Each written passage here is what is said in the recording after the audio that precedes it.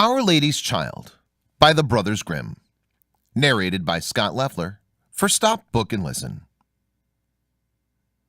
Hard by a great forest dwelt a woodcutter with his wife, who had an only child, a little girl 3 years old. They were, however, so poor that they no longer had daily bread, and did not know how to get food for her. One morning the woodcutter went out sorrowfully for his work in the forest, and while he was cutting wood, suddenly there stood before him a tall and beautiful woman with a crown of shining stars on her head, who said to him, "I am the Virgin Mary, mother of the child Jesus. Thou art poor and needy. Bring thy child to me. I will take her with me and be her mother and care for her." The woodcutter obeyed, brought his child, and gave her to the Virgin Mary, who took her up to heaven with her. There the child fared well, ate sugar cakes and drank sweet milk, and her clothes were of gold, and the little angels played with her. And when she was 14 years of age, the Virgin Mary called her one day and said, "Dear child, I am about to make a long journey, so take into thy keeping the keys of the 13 doors of heaven. 12 of these thou mayest open, and behold the glory which is within them. But the 13th, to which this key belongs, is forbidden thee. Beware of opening it, or thou wilt bring misery on thyself." The girl promised to be obedient, and when the Virgin Mary was gone, she began to examine the dwellings of the kingdoms of heaven. Each day she opened one of them, until she had made the round of 12. In each of them sat one of the apostles in the midst of a great light, and she rejoiced in all the magnificence and splendor. And the little angels who always accompanied her rejoiced with her.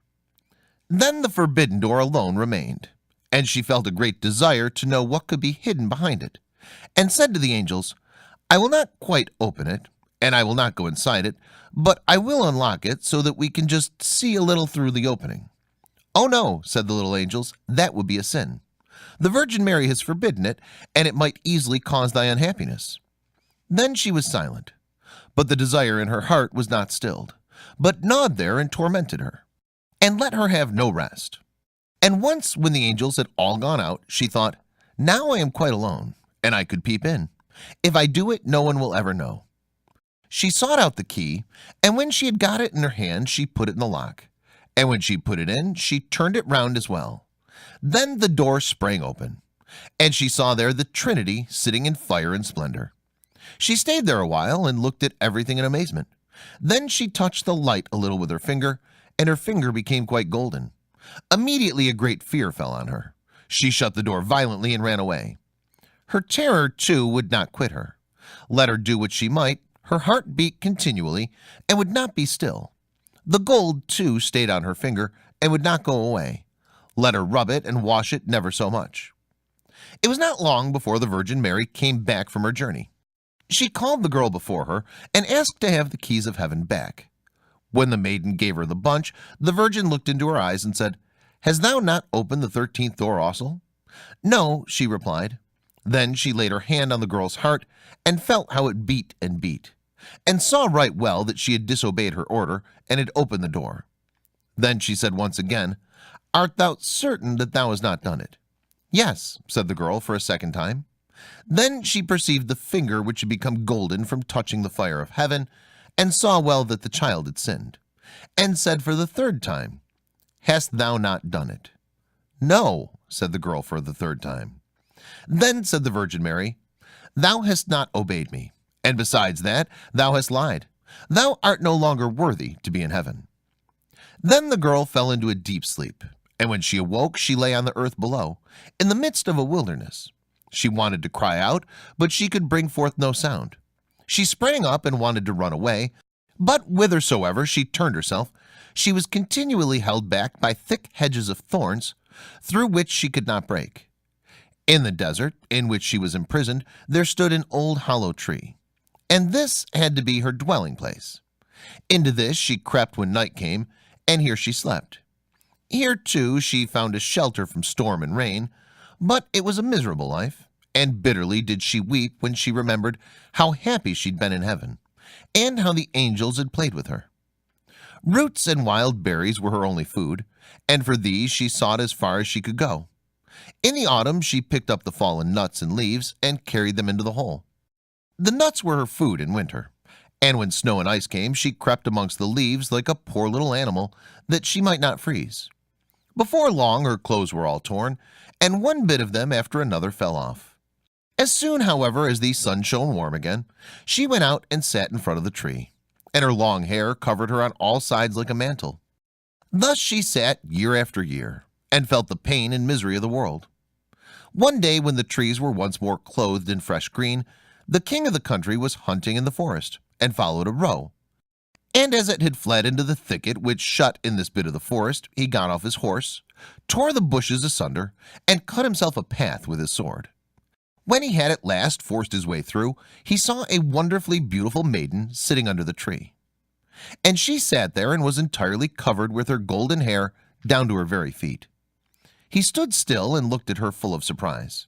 Then he spoke to her and said, "Who art thou? Why art thou sitting here in the wilderness?" She gave no answer, for she could not open her mouth. The king continued, "Wilt thou go with me to my castle?" Then she just nodded her head a little. The king took her in his arms, carried her in his horse, and rode home with her. And when she reached the royal castle, he caused her to be dressed in beautiful garments, and gave her all the things in abundance.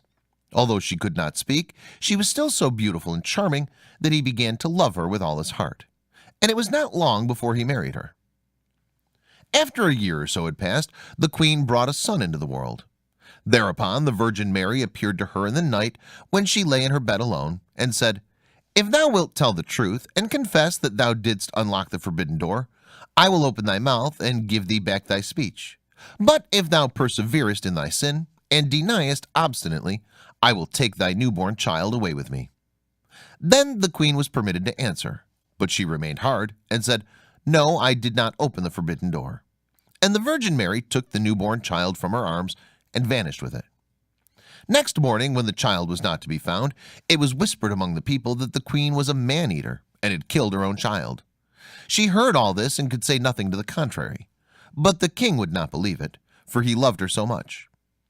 When a year had gone by, the queen again bore a son, and in the night the Virgin Mary again came to her and said, "If thou wilt confess that thou openest the forbidden door, I will give thee thy child back and untie thy tongue. But if thou continuest in sin and deniest it, I will take away with me this new child also." Then the queen again said, "No, I did not open the forbidden door."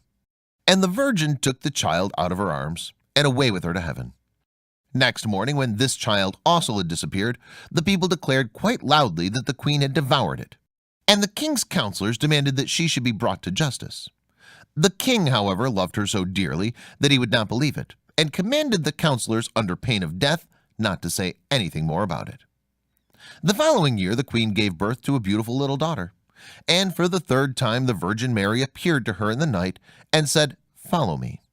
She took the queen by the hand and led her to heaven, and showed her there her two eldest children, who smiled at her and were playing with the ball of the world. When the queen rejoiced thereat, the Virgin Mary said, "Is thy heart not yet softened? If thou wilt own that thou openest the forbidden door, I will give thee back thy two little sons." But for the third time the queen answered, "No, I did not open the forbidden door." Then the Virgin let her sink down to earth once more, and took from her likewise her third child. Next morning, when the loss was reported abroad, all the people cried loudly, "The queen is a man-eater, she must be judged." And the king was no longer able to restrain his counselors. Thereupon a trial was held, and as she could not answer and defend herself, she was condemned to be burnt alive. The wood was got together, and when she was fast bound to the stake, and the fire began to burn round her, the hard ice of pride melted. Her heart was moved by repentance, and she thought, "If I could but confess before my death that I opened the door." Then her voice came back to her, and she cried out loudly, "Yes, Mary, I did it." And straightway rain fell from the sky and extinguished the flames of fire, and a light broke forth above her. And the Virgin Mary descended with the two little sons by her side, and the newborn daughter in her arms. She spoke kindly to her and said, "He who repents his sin and acknowledges it is forgiven." Then she gave her 3 children, untied her tongue, and granted her happiness for her whole life.